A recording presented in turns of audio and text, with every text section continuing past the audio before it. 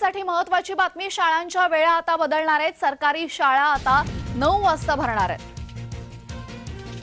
सरकारी शाळा उशिरा भरणार, शाळांच्या वेळामध्ये बदल करण्यात आलेला आहे। सरकारकडून परिपत्रक जारी करण्यात आलेले आहे। विद्यार्थ्यांसाठी महत्त्वाची बातमी, गेल्या अनेक दिवसांपासून शाळांच्या वेळा बदलण्याची मागणी होत होती।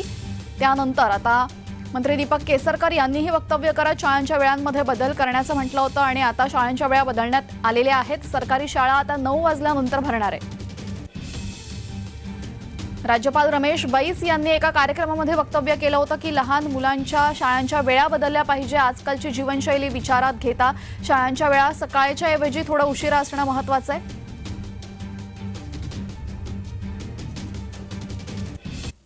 आपल्यासोबत आमचे प्रतिनिधी शुभम उमाळे जोडले गेलेले आहेत। शुभम, काय सांगाल, शाळांच्या वेळा बदलण्यात आलेल्या आहेत, मात्र हा निर्णय बघायला गेलं तर काय?